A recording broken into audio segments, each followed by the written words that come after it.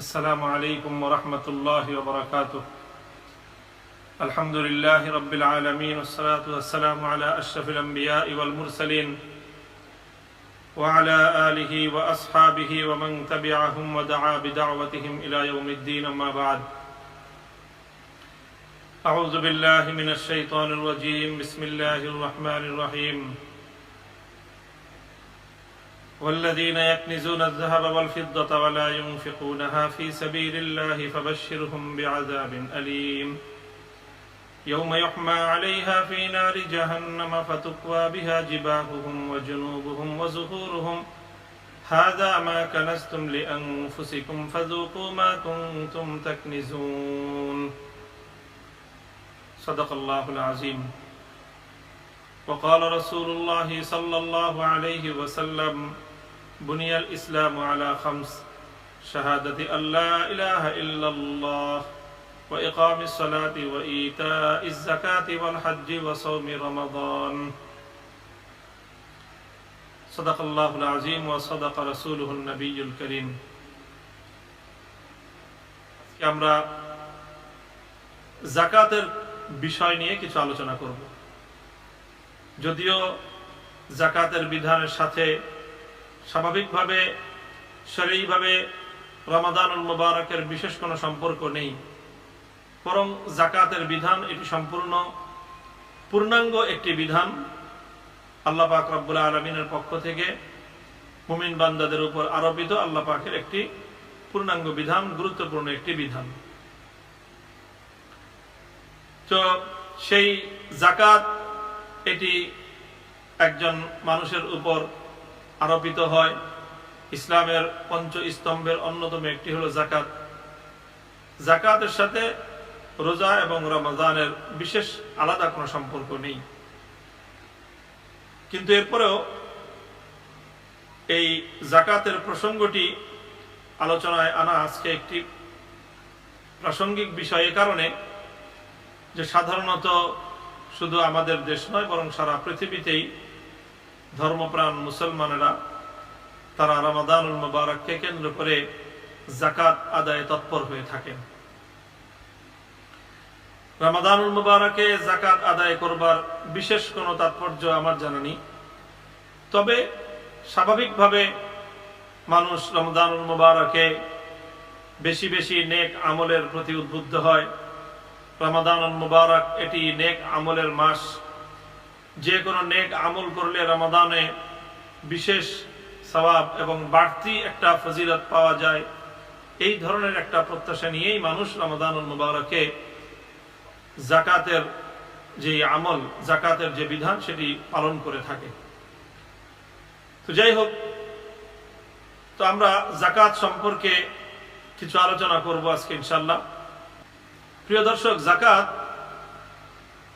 যেমনটি শুরুতেই আমি বলেছি, রাসূল সাল্লাল্লাহু আলাইহি ওয়াসাল্লামের হাদিসের উদ্ধৃতি দিয়ে আল্লাহ রাসূল সাল্লাল্লাহু আলাইহি ওয়াসাল্লাম বলেছেন যে বুনিয়াল ইসলাম আলা খামস। আল্লাহ পাক রব্বুল আলামিনের পক্ষ থেকে ইসলামকে 5টি ভিত্তির উপর প্রতিষ্ঠিত করা হয়েছে। একটা হলো তাওহীদ এবং রিসালাতের সাক্ষ্য, সালাত আদায় করা, নামাজ কায়েম করা, যাকাত আদায় করা, হজ্জে বাইতুল্লাহ করা এবং রমাদানের সিয়াম পালন করা। আল্লাহ রাব্বুল আলামিন কোরআনে পাকের মধ্যে প্রায় 32টি জায়গায় নামাজের, সালাতের সাথে যাকাতের আলোচনা সংযুক্ত করেছেন। এছাড়াও কোরআনে পাকের আরো অনেক জায়গায় যাকাতের বিধান রয়েছে। সালাত তথা নামাজ এটি যেরকম মুসলমানের, একজন মুমিনের তার জন্য শারীরিক ইবাদত, অর্থাৎ তাকে দৈহিকভাবে সুস্থ, স্বাভাবিক এবং দৈহিক সুস্থতার সাথে সম্পৃক্ত ইবাদত হলো একজন মানুষের সালাত। ঠিক তদ্রূপ একজন মুমিনের অর্থনৈতিক সংগতির সাথে সম্পৃক্ত হলো যাকাতের ইবাদত। এই জন্য সালাত হলো যে ইবাদতুল বাদান, আর যাকাত হলো ইবাদতুল মাল। সম্পদের সঙ্গে সংশ্লিষ্ট ইবাদত হলো যাকাত। তো যাকাত এটি অত্যন্ত গুরুত্বপূর্ণ একটি ইবাদত। কোরআনে পাকের মধ্যে আল্লাহ পাক রব্বুল আলামিন বলেছেন যে যারা যাকাত আদায় করবে, যারা যাকাত দিবে, আল্লাহ পাক রব্বুল আলামিন এর মাধ্যমে তাদের সম্পদের মধ্যে আল্লাহ বৃদ্ধি দান করবেন, বরকত দান করবেন। কোরআনে পাকে সূরা রুমে আল্লাহ পাক কত না সুন্দর বলেছেন, ওয়ামা আতাইতুম মির রিবাল লিয়ারবুআ ফি আমওয়ালিন নাসি ফালা ইয়ারবু ইনদাল্লাহ ওয়ামা আতাইতুম মিন যাকাতিন তুরিদুনা ওয়াজহাল্লাহি ফাউলাইকা হুমুল মুদঈফুন। আল্লাহ বলেন যে তোমরা মানুষের কাছে সুদের উপর যে টাকা দাও, যাতে সেই টাকা সুদের উপর বৃদ্ধি পায়, ফালা ইয়ারবু ইনদাল্লাহ। আল্লাহ বলেন যে বাহ্যিক তোমাদের দৃষ্টিতে সম্পদ বৃদ্ধি পেলেও আল্লাহ পাক রব্বুল আলামিনের নিকট সুদের মাধ্যমে সম্পদ বাড়ে না। আর ওয়ামা আতাইতুম মিন যাকাতিন তুরিদুনা ওয়াজহাল্লাহ, যদি তোমরা আল্লাহর সন্তুষ্টির উদ্দেশ্যে যাকাত দাও, ফাউলাইকা হুমুল মুদঈফুন, যারা যাকাত দিয়ে থাকে তারা যাকাতের মাধ্যমে তাদের নিজেদের সম্পদ বৃদ্ধি করে থাকে। যাকাত এটি অত্যন্ত মুমিনের জন্য উপকারী একটি ইবাদত। যাকাত শব্দের অর্থ, যাকাতের যাকাতের যে আরবি ভাষার যে শব্দগ্রাম, এটার যে আবিধানিকভাবে যাকাতের মধ্যে দুটি অর্থ নিহিত রয়েছে। এক নম্বর অর্থ হলো আন-নুমা, বৃদ্ধি পাওয়া। আরেকটি হলো আয-যাকাহ, অর্থ হলো আত-তুহুর, পবিত্রতা। যাকাতের মধ্যে শব্দের শাব্দিক অর্থের মধ্যে দুটি বিষয় রয়েছে, বৃদ্ধি পাওয়া এবং পবিত্রতা। তো মূলত আল্লাহ পাক রব্বুল আলামিন মুমিনের এই সম্পদ থেকে যাকাত আদায় করাকে যাকাতের নামের দ্বারা নামকরণ করেছেন। এর মধ্যে এই দুটি তাৎপর্য নিহিত রয়েছে। একটা হলো যাকাতের মাধ্যমে সম্পদ বৃদ্ধি পায়। শব্দটাই কোরআনের যে পরিভাষা, ইসলামের যে পরিভাষা, সেই পরিভাষা আমাদেরকে বলছে যে যারা যাকাত দান করবে তাদের যাকাতের দ্বারা তাদের সম্পদ বৃদ্ধি পাবে, সম্পদ বাড়বে। যদিও আমি আর আপনি খালি চোখে দেখি যে যাকাত দিলে তো সম্পদ কমে যাচ্ছে, কিন্তু আল্লাহ বলছেন যে না, ওমা আতাইতুম মিন যাকাতিন তুরিদুনা ওয়াজহাল্লাহ ফাউলাইকা হুমুল মুদঈফুন, তোমরা যারা আল্লাহকে সন্তুষ্ট করবার জন্য যাকাত দাও, তারা তাদের যাকাতের দ্বারা তাদের সম্পদ কমে না, বরং যাকাতের দ্বারা তাদের সম্পদ বৃদ্ধি পায়। কিভাবে বৃদ্ধি পায়? আল্লাহ পাক রব্বুল আলামিন যাকাতের মাধ্যমে সম্পদের মধ্যে বরকত দান করেন। বরকতের অর্থ হলো যে স্বল্প সম্পদের দ্বারা সেই প্রয়োজন পূরণ হয়, সেই কাজ হয় যেটা অনেক বহু সম্পদের দ্বারা হওয়া সম্ভব ছিল না। এটি আল্লাহ পাকের কুদরত। তাহলে এক নম্বর হলো যে যাকাতের দ্বারা সম্পদ বৃদ্ধি পায়। যাকাত শব্দের অর্থই হলো বৃদ্ধি পাওয়া। আল্লাহ পাক রব্বুল আলামিন এই বিধানকে, শরীয়তের এই গুরুত্বপূর্ণ ফরজ বিধানকে যাকাতের দ্বারা নামকরণ করেছেন এদিকে ইঙ্গিত করবার জন্য যে তোমরা এই বিধান যদি আদায় করো তাহলে এর মাধ্যমে আল্লাহ পাক রব্বুল আলামিন তোমাদের যাকাতের দ্বারা তোমাদের সম্পদে আল্লাহ বৃদ্ধি দান করবেন, প্রবৃদ্ধি আসবে। যাকাতের দ্বিতীয় অর্থ হলো যে এটি এর মধ্যে পবিত্রতার অর্থ রয়েছে। পবিত্রতার অর্থ নিহিত রয়েছে। এর দ্বারা এই বিষয়ের দিকে ইঙ্গিত করা হচ্ছে যে যারা যাকাত দান করবে, যাকাত আদায় করবার মাধ্যমে তাদের সম্পদ পবিত্র হবে, সম্পদ পবিত্র হবে। যদি যাকাত আদায় না করা হয় তাহলে সম্পদ অপবিত্র হবে। পবিত্রতা আর অপবিত্রতার অর্থ হলো যে যাকাত দেওয়ার মাধ্যমে একজন মুমিনের সম্পদ, যে সম্পদটা তার কাছে অবশিষ্ট থেকে যায়, সেটা ফ্রেশ এবং সম্পূর্ণ, সেটা নিষ্কলুষ এবং সেটা সম্পূর্ণরূপে পবিত্র একটি সম্পদ তার জন্য অবশিষ্ট থাকে। আল্লাহ না করুন যদি কোনো ব্যক্তি যাকাত তার উপর ফরজ হওয়ার পরেও সে যদি যাকাত আদায় না করে, তাহলে যাকাতের যেই সম্পদটা তার সম্পদের মধ্যে রয়ে গেল, যাকাতের যে অংশটা তার সম্পদের মধ্যে থেকে গেল, এতে যাকাতের সেই সম্পদটুকু যেটা তার জন্য দিয়ে দেওয়া, অভাবী দরিদ্রের কাছে পৌঁছে দেওয়া তার দায়িত্ব ছিল, সে দায়িত্ব সে পালন না করবার কারণে তাদের সম্পদটুকু তার মধ্যে, তার অবশিষ্ট সম্পদকে অপবিত্র করে ফেলবে। এটা হলো একটা ভাইরাসের মতো। যদি এই সম্পদটুকু কেউ গরিবের কাছে দিয়ে না দেয়, জাকাতের যে প্রাপ্য তার কাছে যদি পৌঁছে না দেয়, বরং এই সম্পদটা যদি সে কুক্ষিগত করে রাখে, তাহলে তার পূর্ণ সম্পদটাই এটা এক ধরনের ভাইরাসে আক্রান্ত হবে, এটা মারাত্মক দূষিত একটা সম্পদে পরিণত হবে। এই সম্পদ তার ইহকাল এবং পরকালের জীবনে অভিশাপ ডেকে আনবে। রাসূল আকরাম সাল্লাল্লাহু আলাইহি ওয়াসাল্লাম ইরশাদ করেছেন সহিহ সনদের মাধ্যমে বর্ণিত হাদিস, যে যারা তাদের সম্পদের মধ্যে যাকাত আদায় করে না, মুসিরা লাহু মালুহু শুজাআন আকরা লাহু যাবিবাতান, তার সম্পদটাকে কিয়ামতের দিন তার জন্য একটা ভয়ঙ্কর বিষাক্ত অজগর সাপের আকৃতি আল্লাহ পাক রব্বুল আলামিন দান করবেন। সেই অজগর সাপটা তার গলার মধ্যে ঝুলিয়ে দেওয়া হবে এবং সেই সাপটা তার মুখমণ্ডলের মধ্যে, তার গালের মধ্যে কামড় দিতে থাকবে, দংশন করতে থাকবে আর বলতে থাকবে, আনা মালুকা আনা কানজুকা, হে ব্যক্তি, আমি তোমার সেই সম্পদ, আমি তোমার সেই ধনভাণ্ডার যেটা তুমি দুনিয়াতে কুক্ষিগত করে রেখেছিলে। এরপর রাসূল সাল্লাল্লাহু আলাইহি ওয়াসাল্লাম কোরআনে পাকের সেই আয়াত তেলাওয়াত করলেন, ওয়াল্লাযীনা ইয়াকনিজুনা আয-যাহাবা ওয়াল ফিদ্দাতা ওয়া লা ইউনফিকুনাহা ফী সাবিলিল্লাহি ফাবাশশিরহুম বিআযাবিন আলীম। আল্লাহ বলছেন যে যারা ইয়াকনিজুনা আয-যাহাবা ওয়াল ফিদ্দা, যারা স্বর্ণ রূপা এটা জমিয়ে রাখে, এটাকে কুক্ষিগত করে রাখে, ওয়া লা ইউনফিকুনাহা ফী সাবিলিল্লাহ, এবং এখান থেকে তার যে আল্লাহর রাস্তায় দেওয়ার যে বাধ্যবাধকতা, সেই বাধ্যবাধকতার অনুসারে সেটার যাকাত আদায় করে না, আল্লাহ বলছেন ফাবাশশিরহুম বিআযাবিন আলীম, হে নবী আপনি তাদেরকে ভয়াবহ শাস্তির সংবাদ দান করেন। ইয়াউমা ইউহমা আলাইহা ফী নারি জাহান্নাম ফাতুকওয়া বিহা জিবাহুহুম ওয়া জুনুবুহুম ওয়া যুহুরুহুম হাযা মা কানাজতুম লিআনফুসিকুম ফাযুকু মা কুনতুম তাকনিজুন। আল্লাহ বলছেন যে সেই দিন ঘটবে, অর্থাৎ কিয়ামতের দিন, পরকালের দিন। ইউহমা আলাইহা ফী নারি জাহান্নাম, ব্যক্তির কুক্ষিগত সম্পদগুলোকে জাহান্নামের আগুনে উত্তপ্ত করা হবে।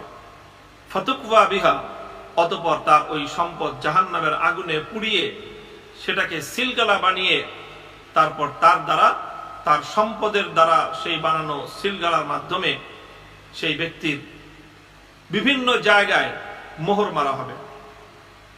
ফাতুকওয়া বিহা জিবাহুহুম, আল্লাহ পাক রব্বুল আলামিন বলছেন তাদের কপালের মধ্যে, ফাতুকওয়া বিহা জিবাহুহুম ফাতুকওয়া ইয়াউমা ইউহমা আলাইহা ফী নারি জাহান্নাম ফাতুকওয়া বিহা জিবাহুহুম ওয়া জুনুবুহুম ওয়া যুহুরুহুম। তিন জায়গার কথা কোরআনে পাকের মধ্যে উল্লেখ করা হয়েছে। এক নম্বর হলো কপালের মধ্যে আল্লাহ রাব্বুল আলামিন সেটা দিয়ে জাহান্নামের আগুনে উত্তপ্ত করে কপালে মোহর মেরে দিবেন, তারপরে পার্শ্ব দেশে মোহর মারবেন, তারপরে পৃষ্ঠ দেশে মোহর মারবেন পিঠের উপর। কোরআনে পাকের এই আয়াতের ব্যাখ্যায় মুফাসসিরিনে কেরামগণ এর তাৎপর্য লিখেছেন, এর নুকতা লিখেছেন যে তিন জায়গার কথা আল্লাহ রাব্বুল আলামিন উল্লেখ করলেন, কপাল, পার্শ্বদেশ আর হলো পৃষ্ঠদেশ। পিঠের মধ্যে যেই সম্পদের আল্লাহর পথে তার অধিকার আদায় করে, সম্পদের হক আদায় করে যাকাত প্রদান না করা হয়, আল্লাহ বলছেন যে সেই সম্পদ জাহান্নামের আগুনে প্রজ্বলিত করে সেটাকে উত্তপ্ত করে তারপর কপাল পার্শ্বদেশ এবং পৃষ্ঠদেশে সেটার দ্বারা মোহর মারা হবে। তো এই তিন জায়গার কথা কেন উল্লেখ করা হলো?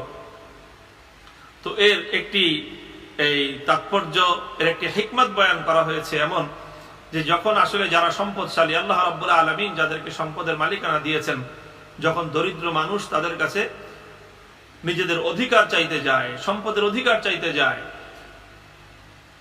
যাকাত এটা তো ধনীর সম্পদের মধ্যে গরিবের অধিকার।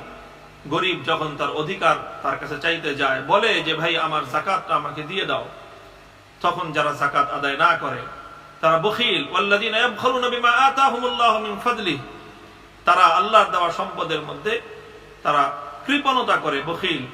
সেই কৃপণেরা তখন করে কি? তখন এইভাবে দরিদ্র মানুষের তার কাছে যাকাত চাওয়ার কারণে প্রথমে সে বিরক্ত হয় এবং এই বিরক্তির কারণে তার কপালের মধ্যে একটা বিরক্তির ভাঁজ পড়ে যায়। সে কপালের চামড়া কুঁচকে তার দিকে বিরক্তির দৃষ্টিতে তাকায়। এটা হলো তার মধ্যে প্রথম প্রতিক্রিয়া হয়। দ্বিতীয় প্রতিক্রিয়া হয়, এরপরেও যদি বলতে থাকে যে ভাইয়া আমাকে জাকাত দেন, বাবা আমাকে জাকাত দেন, আম্মাকেও জাকাত দেন, এরকম যখন চাইতে থাকে দরিদ্র, তো প্রথমে বিরক্ত হয়, কপালে ভাঁজ পড়ে যায়। এরপরে যদি চাইতে থাকে তখন সেদিক থেকে ঘুরে যায়, ঘুরে গিয়ে সে তার দিকে পৃষ্ঠদেশ দিয়ে সে অন্যদিকে ঘুরে বসে থাকে বা অন্যদিকে ঘুরে দাঁড়িয়ে থাকে।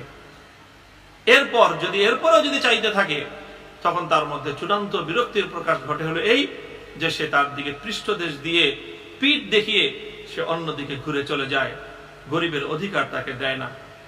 তো এই যে কপালে বিরক্তির ভাঁজ পড়লো, তারপর তার থেকে ঘুরে অন্যদিকে ফিরে তাকালো, তারপরে বিরক্তির শেষ মাত্রায় এসে তার দিকে পিঠ দিয়ে চলে গেল, আল্লাহ পাক রব্বুল আলামিন কিয়ামতের দিন এই আচরণগুলোর প্রতিটির প্রতিদান এভাবেই দিবেন, যেই সম্পদের ভালোবাসায়, যেই সম্পদের লালসায়, যেই সম্পদের আকর্ষণে তুমি দরিদ্রকে উপেক্ষা করেছো, অবহেলা করেছো, তার প্রাপ্যতাকে বুঝিয়ে দাওনি, তোমার কপালে ভাঁজ পড়েছিল, আমি আল্লাহ রাব্বুল আলামিন আজকে তোমার সেই কুক্ষিগত করা তোমার ভালোবাসার সেই সম্পদ দিয়ে তোমার কপালের মধ্যে জাহান্নামের আগুনের সিলমোহর মেরে দেব, তোমার পৃষ্ঠদেশের সিলমোহর মেরে দিব।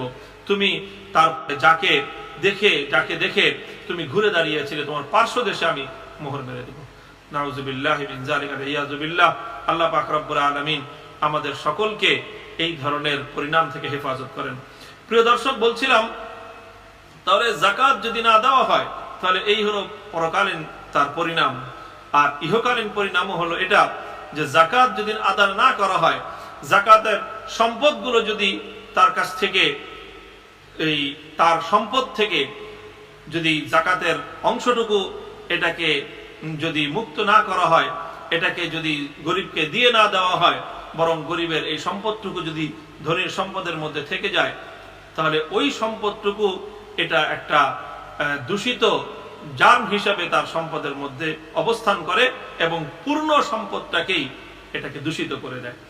তো কাজে এই জন্য নিজের সম্পদকে যদি আমরা পবিত্র রাখতে চাই, নিজের সম্পদকে যদি আমরা দূষণ মুক্ত রাখতে চাই, আমাদের সম্পদকে যদি আমরা পিওর এবং খাঁটি রাখতে চাই, তাহলে আমাদেরকে অবশ্যই আমাদের সম্পদ থেকে যাকাত আদায় করে দিতে হবে।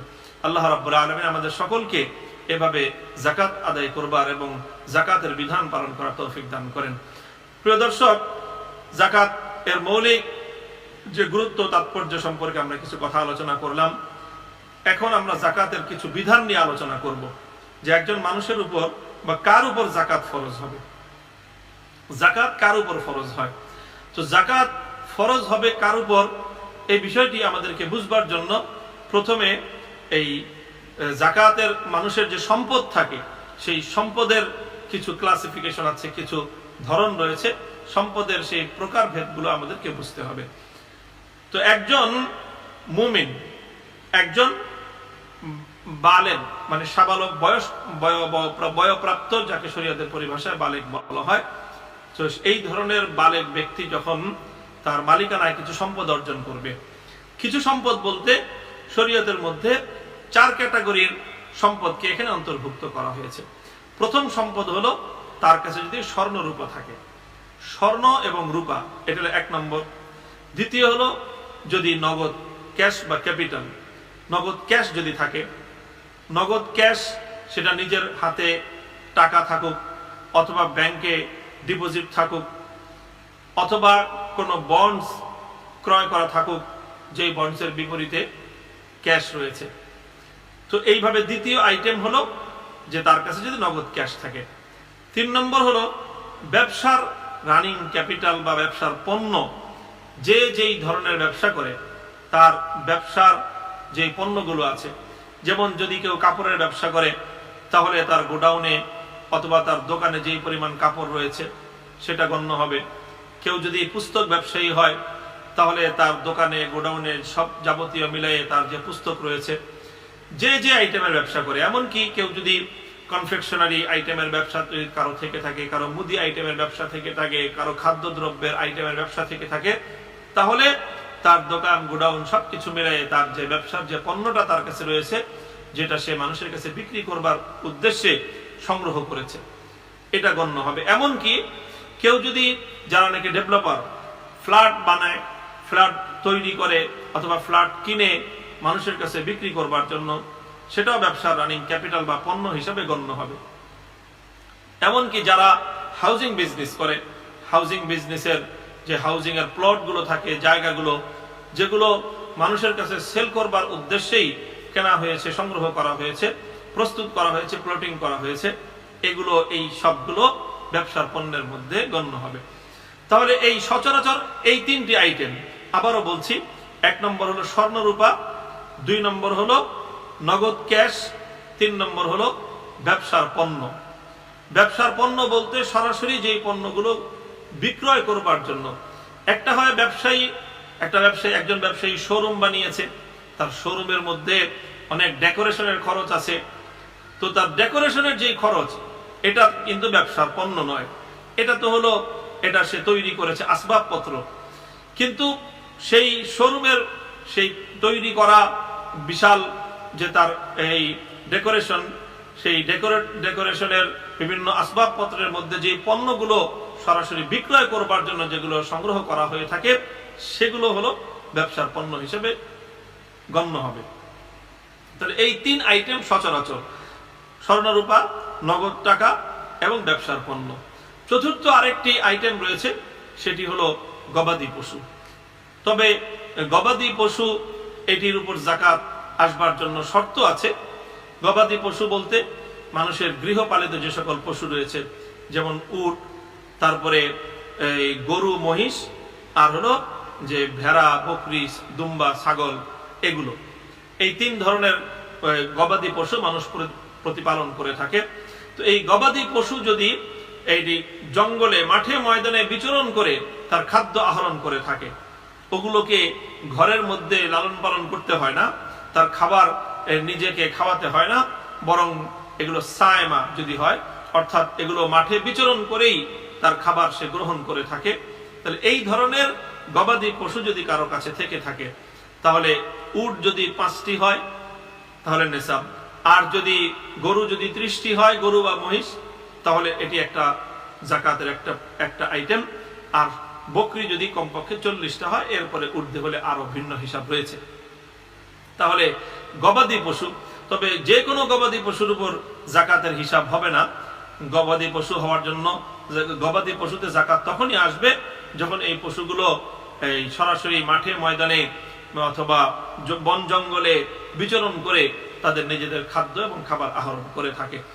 আর যদি ওগুলোকে খাদ্য খাওয়াতে হয়, নিজে পয়সা দিয়ে কিনে খাবার খাওয়াতে হয়, ঘরে লালন পালন করতে হয় গোয়াল ঘরে রেখে, তাহলে সেই গবাদি পশু সেগুলো জাকাতের অন্তর্ভুক্ত হবে না। তো কাজেই স্বাভাবিকভাবে এখন বর্তমানে আমাদের সমাজে এরকম গবাদি পশুর কোনো প্রচলন নেই। কাজেই গবাদি পশুর জাকাতের হিসাব আমাদের সমাজে এটা এখন আর কার্যকর, এখন এটা এর প্রচলন না থাকার কারণে এটি নিয়ে খুব আমাদের আলোচনারও আমরা অবকাশ পাবো না। তো আমরা বাকি সাধারণ যেই 3 ধরনের সম্পদ রয়েছে, অর্থাৎ অনেকের কাছে স্বর্ণরূপা থাকে, স্বর্ণরূপা যে কোনো আকৃতিতেই থাকুক, চাই সেই স্বর্ণরূপা কোনো বানানো অলংকারের রূপে থাকুক, সেই স্বর্ণরূপা পুরুষের হোক অথবা নারীর হোক, সাধারণত মহিলাদেরই থাকে, এবং সেটা অলংকার আকারে থাকুক, ব্যবহৃত অলংকার হোক, অথবা কোনো ব্যাংকের ভোল্টে রাখা স্বর্ণ অলংকার হোক, অথবা স্বর্ণের বিভিন্ন পিস, টুকরা, একেবারে নিরেট স্বর্ণ, গোল্ড, যেটা কোনো অলংকার তৈরি করা হয়নি, যে কোনো আকৃতিতেই স্বর্ণ থাকুক, সেই স্বর্ণ, এবং যে কোনো আকৃতিতেই রূপা থাকুক, রূপার অলংকার থাকুক, অথবা রূপার কোনো টুকরা, রূপার কোনো খণ্ড কারো কাছে সংরক্ষিত থাকুক, এই স্বর্ণ রূপা এটা জাকাতের মধ্যে আসবে। তো এটা জাকাতের হিসাবের মধ্যে করতে হবে।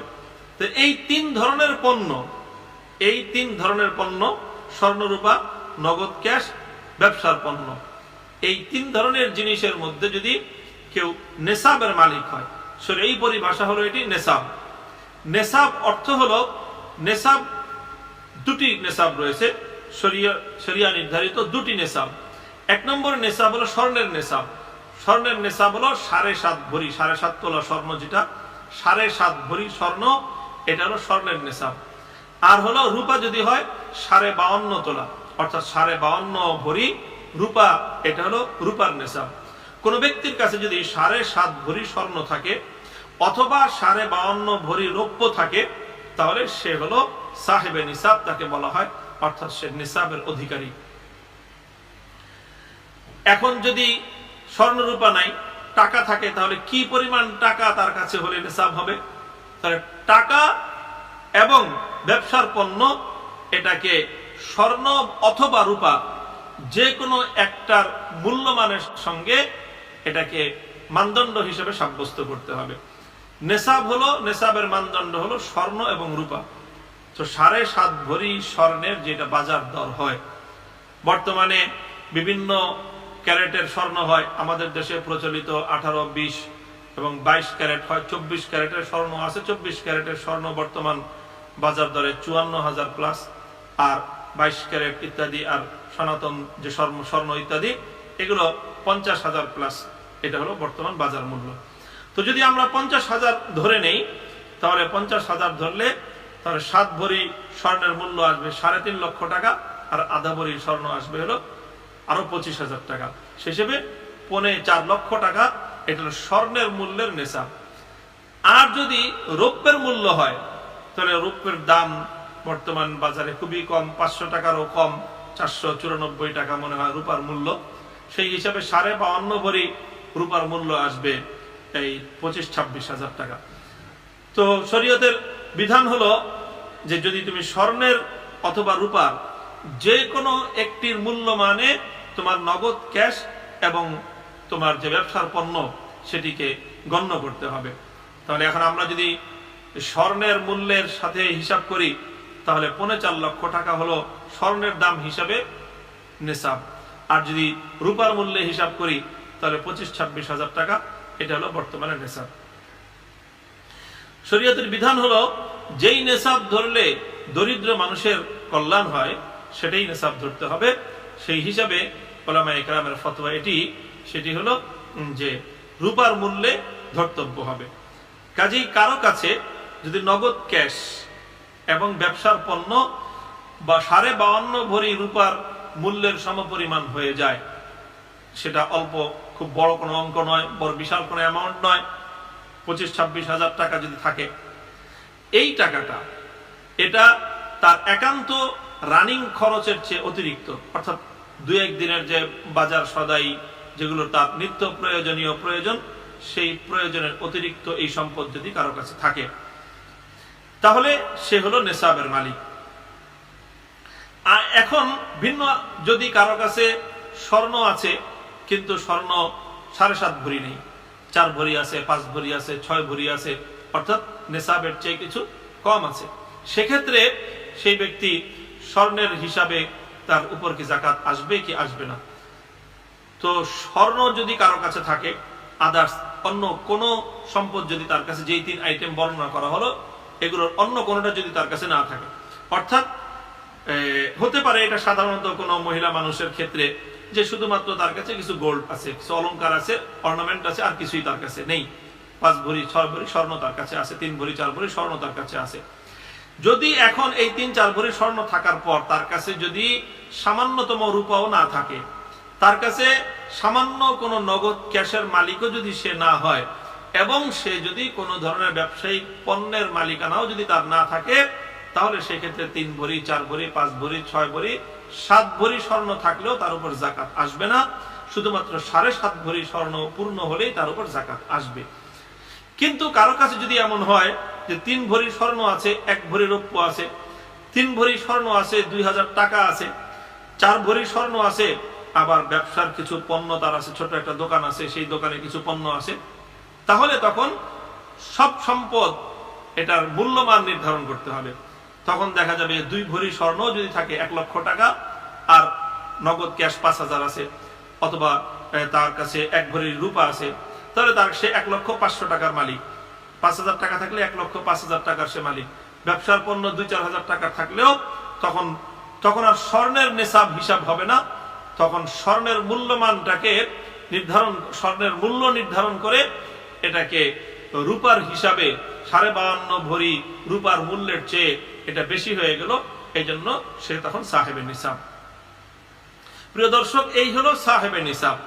যদি কেউ নিসাবের মালিক হয়, তো শরীয়তের বিধান হলো একজন ব্যক্তি জীবনে প্রথমবারের মতো যখন সে এই নিসাবের মালিক হবে, জীবনে প্রথমবারের মতো একজন মুমিন ব্যক্তি যখন সে এই নিসাবের মালিক হবে, অর্থাৎ 52.5 ভরি রূপা, 7.5 ভরি স্বর্ণ, অথবা যে কোনো একটার মূল্যের, আমরা এখানে যে কোনো একটা বলতে স্বাভাবিকভাবে রূপার মূল্য কম হওয়ার কারণে আমরা রূপারটাই ধরে নিই, যে 52.5 ভরি রূপার মূল্যের, অর্থাৎ বর্তমান বাজার দরে 25-26 হাজার টাকার যদি কারো কাছে ক্যাশ থাকে অথবা ব্যবসার পণ্য অধিকারী হয়ে যায় কেউ, তাহলে সে হলো নেসাবের মালিক হয়ে গেল।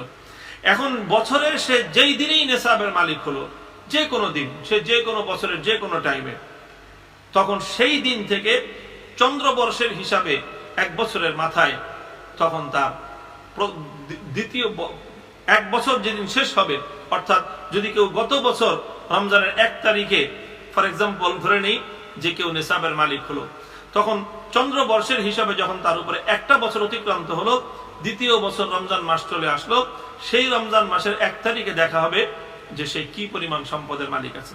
যদি দ্বিতীয় বছর রমজান মাসের 1 তারিখে সে যদি নেসাবের মালিক থেকে থাকে, তাহলে এখন তাকে যাকাত আদায় করতে হবে।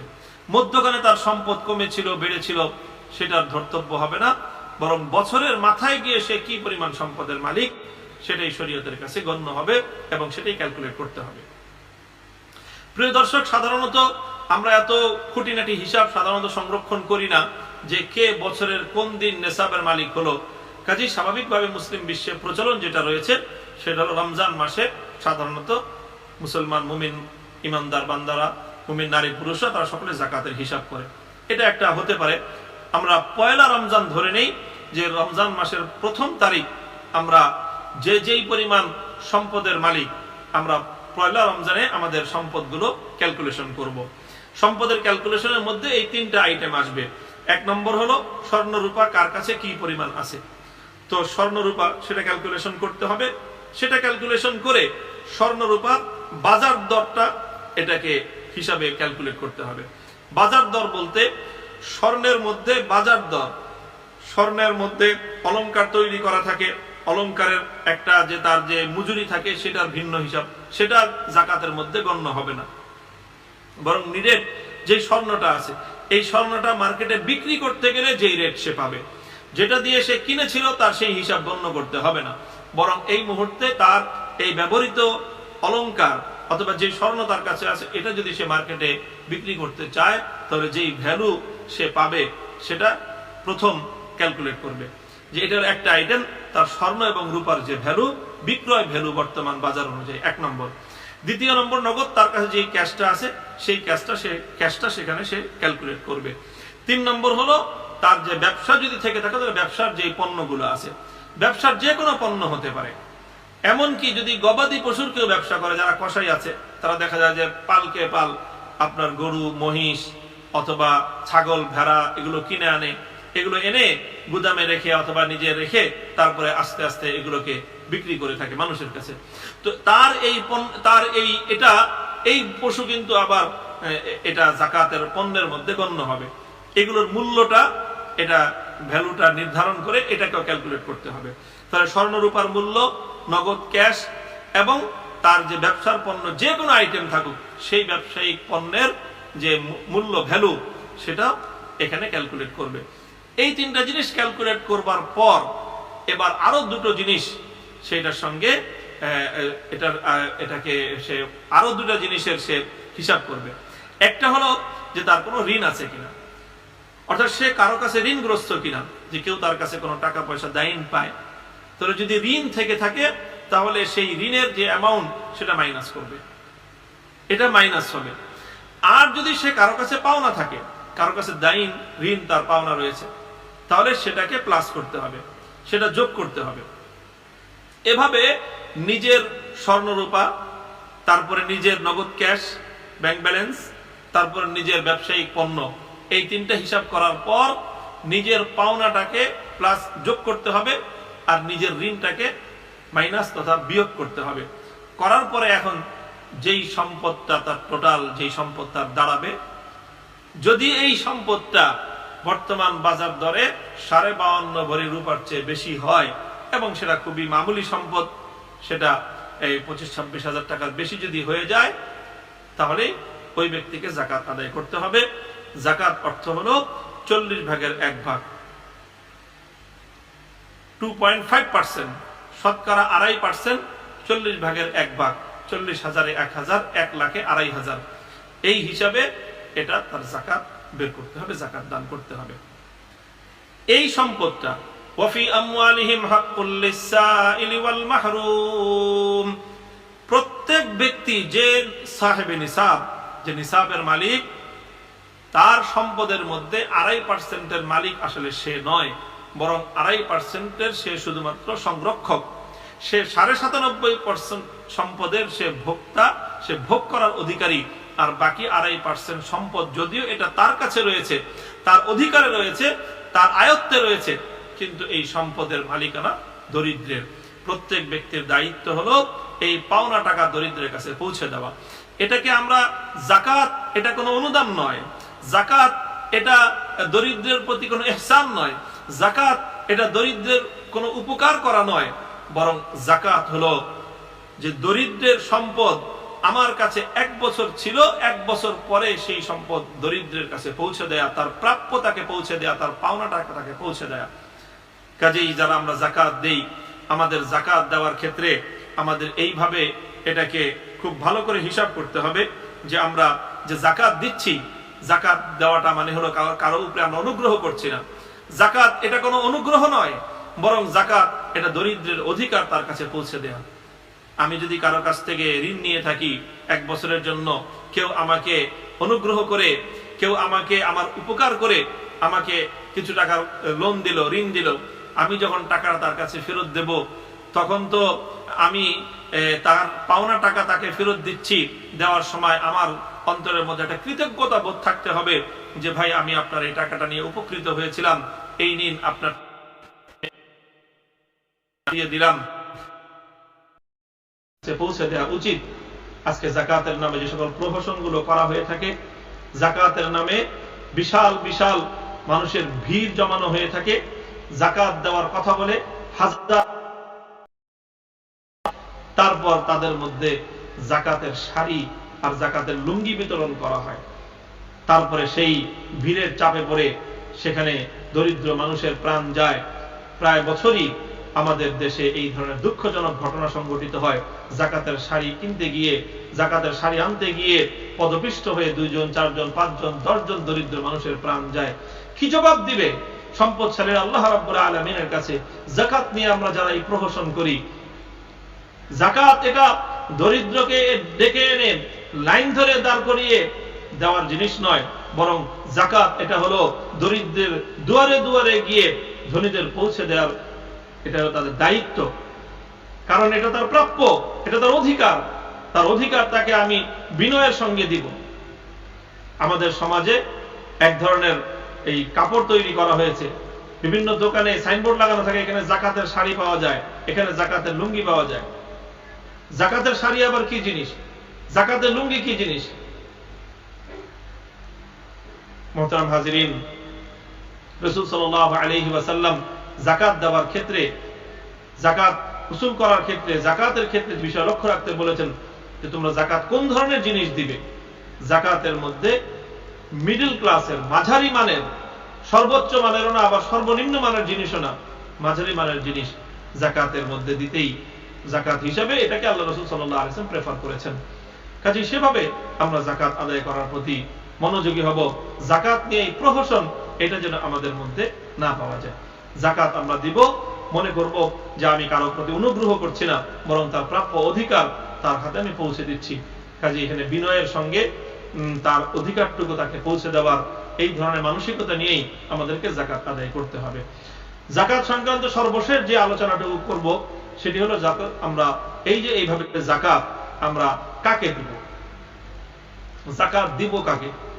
যাকাত যাদেরকে দেওয়া যায় তাকে বলা হয় মাসরাফ, মাসারেফে যাকাত। কোরআনে পাকের মধ্যে আল্লাহ পাক রব্বুল আলামিন উল্লেখ করেছেন, অনেকগুলো খাত রয়েছে।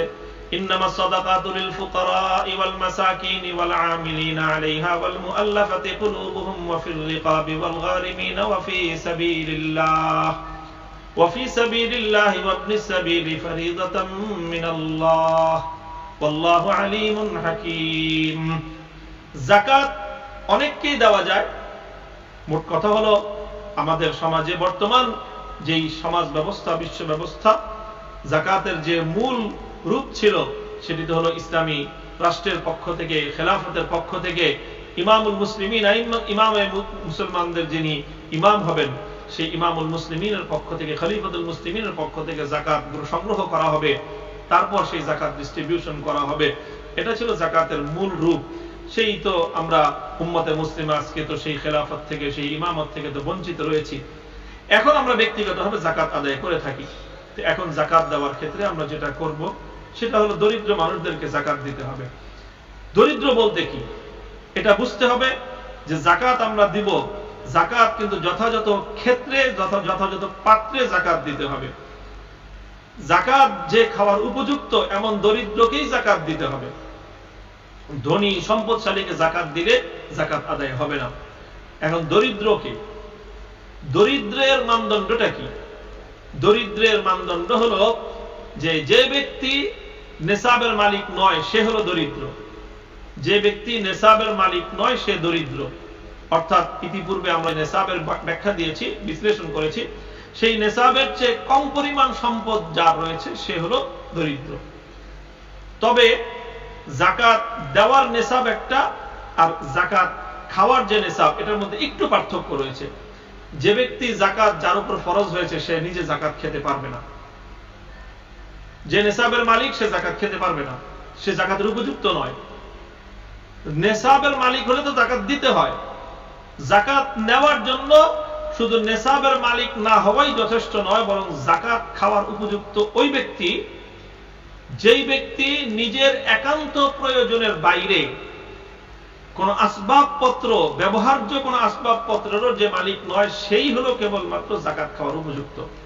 সুতরাং কোন ব্যক্তি যদি এমন হয় যে তার পরিধেয় বস্ত্র প্রয়োজনের অতিরিক্ত কিছু আছে, ঘরের আসবাবপত্র প্রয়োজনের অতিরিক্ত কিছু আছে, তার জায়গা জমি সেটাও প্রয়োজনের অতিরিক্ত কোন জায়গা জমি তার রয়েছে, প্রয়োজন তার যেটা তার জীবন জীবিকা চালানোর জন্য, যেমন জীবন জীবিকার জন্য বসবাসের একটা ঘরের প্রয়োজন, 3 সেট কাপড়ের প্রয়োজন। শরীয়ত ইসলাম একজন ব্যক্তির 3 জোড়া কাপড়কে তার একান্ত প্রয়োজন বলে সাব্যস্ত করেছে। 4th সেট কাপড় থাকলে সেটাকে তার একান্ত প্রয়োজনের চেয়ে বাড়তি এবং অতিরিক্ত হিসেবে গণ্য করেছে। তাহলে বসবাসের জন্য একটা ঘর, পরিধানের জন্য 3 জোড়া কাপড়, আর হলো ঘরের প্রয়োজনীয় আসবাবপত্র।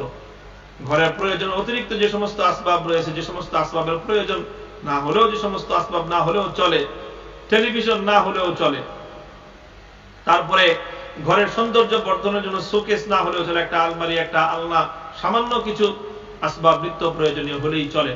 এমন যে সমস্ত আসবাবগুলো একান্ত প্রয়োজনের অতিরিক্ত রয়েছে সেই সমস্ত পণ্যগুলোর মূল্য গণনা করে যদি নেসাবের সমপরিমাণ না হয় তাহলে সেই ব্যক্তি কেবলমাত্র যাকাত খাওয়ার উপযুক্ত। প্রিয় দর্শক, আমাদের সমাজে আমরা যাদেরকে যাকাত দিয়ে থাকি এক্ষেত্রে অনেক সতর্কতা আমাদের অবলম্বন করা উচিত। অনেক মানুষ তো শোনা যায় যে ভিক্ষুক ভিক্ষা করে ঢাকার শহরে, কিন্তু দেশের বাড়িতে বিপুল পরিমাণ সম্পদ, ব্যাংকে তার অনেক বড় অ্যামাউন্টে সে ডিপোজিট করে রেখেছে। তো এই ধরনের মানুষকে যাকাত আদায় হবে না। তবে হ্যাঁ, যাকাতের ক্ষেত্রে আমরা যারা যাকাত দাতা সে যদি ভালো মোটামুটি তার যতটুকু সম্ভব যাচাই বাছাই করে একজনকে যাকাত দিয়েছে, এখন প্রকৃত পক্ষে সেই লোক যদি যাকাত খাওয়ার উপযুক্ত না হয় তাহলে যাচাই বাছাই করে দেওয়ার কারণে যাকাত দাতার যাকাত আদায় হয়ে যাবে। তবে যে যাকাত খাওয়ার উপযুক্ত না তার জন্য সেই সম্পদ ভক্ষণ করা এটি হালাল হবে না। কাজে আমরা সেদিকে লক্ষ্য রাখি যে আমরা তাদেরকে যাকাত দিব। যাকাতের সম্পদ কোনো অমুসলিমকে দেওয়া যায় না, যাকাতের সম্পদ মুসলিমকে দিতে হবে। কোন কাদিয়ানীকেও যাকাতের সম্পদ দেওয়া যাবে না। কোন শিয়া যারা কুফরি বিশ্বাসের, শিয়াদের মধ্যে অধিকাংশ অনেকেই আছে যারা কুফরি বিশ্বাসে বিশ্বাসী, সেই ধরনের ব্যক্তিদেরকেও যাকাত দেওয়ার ক্ষেত্রে সতর্কতা অবলম্বন করার বিষয় রয়েছে। কাজে এই বিষয়গুলো আমাদেরকে স্মরণ রাখতে হবে, বুঝতে হবে। এইভাবে আমাদের জাকাত দিতে হবে, যে যারা সম্পদের মালিক নাই এই ধরনের ব্যক্তিকে জাকাত দিতে হবে। এরকম যে কোনো দরিদ্রকে জাকাত দেওয়া যায়, তবে দরিদ্রদের মধ্যে নিকটাত্মীয়দের মধ্যে যারা দরিদ্র আছে জাকাত খাওয়ার উপযুক্ত তারা অগ্রাধিকার পাবে, তাদেরকে সর্বাগ্রে জাকাত দেওয়া উচিত। নিকটাত্মীয়দের মধ্যে, নিকটাত্মীয় বলতে নিজেদের আত্মীয় স্বজনদেরকে জাকাত দেওয়া যায়। 3 ধরনের আত্মীয় ছাড়া নিজের যে কোনো আত্মীয়কে জাকাত দেওয়া যেতে পারে, যদি সে জাকাতের মুস্তাহিক হয়ে থাকে, সে যদি মাসরাফ হয়ে থাকে। 3 ধরনের আত্মীয়কে জাকাত দেওয়া যাবে না।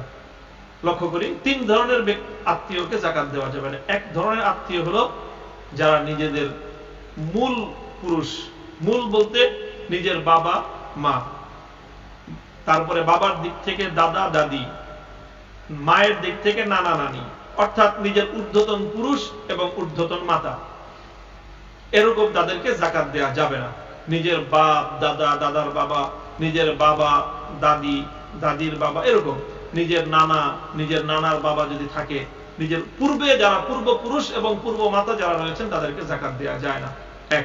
দ্বিতীয়, নিজের অধস্তন পুরুষ এবং অধস্তন নারী যারা রয়েছে, নিজের মেয়ে, নিজের ছেলে, নিজের ছেলের ঘরের নাতি নাতকুর, নিজের মেয়ের ঘরের নাতি নাতকুর এবং যতটা অধস্তন নারী পুরুষ হোক তাদেরকেও জাকাত দেওয়া যাবে না। এটা হলো দ্বিতীয় প্রকার। 3 নম্বর, স্বামী স্ত্রী পরস্পর একে অপরকে জাকাত দিতে পারবে না।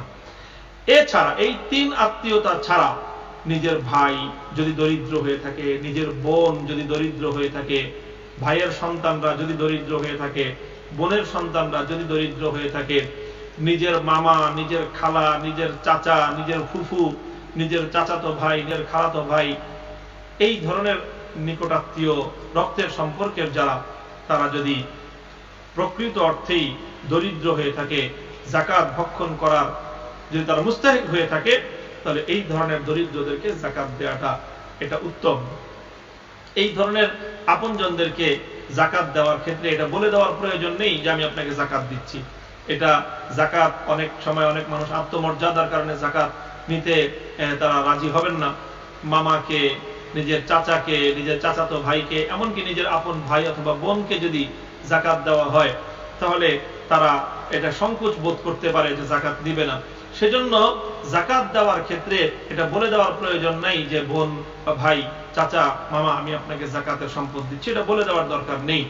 বরং সেই সম্পদটা যে কোনো ভাবে তাকে গিফট বলে, উপহার বলে, হাদিয়া বলে, অথবা যে কোনো পণ্য ক্রয় করে তার প্রয়োজন যেটা পূরণ হবে, কোনো কাপড় চোপড়, খাদ্য দ্রব্য ইত্যাদি কিনে সেটাও তাকে হস্তান্তর করা যেতে পারে। তবে তাকে হস্তান্তর করতে হবে, মালিকানা তাকে হস্তান্তর করতে হবে, তাহলে জাকাত আদায় হয়ে যাবে। তাহলে জাকাত দেওয়া প্রথম হলো দরিদ্র আত্মীয় স্বজনরা হলো সর্বাগ্রে তারা অধিকার রাখে। দ্বিতীয় হলো পাড়া প্রতিবেশীদের মধ্যে যদি কেউ দরিদ্র হয়ে থাকে যে জাকাতের মুস্তাহিক, তাদেরকে দেওয়া। আর এরপরে হলো যে জাকাত ব্যবস্থার উপর বর্তমান আমাদের সমাজ ব্যবস্থায় যে একটা শিক্ষা ব্যবস্থা চলছে, এমনিতে জাতীয় শিক্ষা ব্যবস্থা সরকারিভাবে সরকারি ট্যাক্সের পয়সা দিয়ে চলে।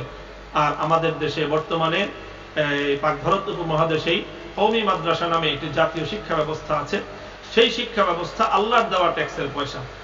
একটা হলো সরকারের ট্যাক্সের পয়সায় চলে আমাদের সাধারণ শিক্ষা ব্যবস্থা, আর কওমি মাদ্রাসা শিক্ষাটা এটা সরকারি ট্যাক্সের পয়সা দিয়ে পরিচালিত হয় না, বিভিন্ন নানাবিধ যুক্তিসঙ্গত কারণেই।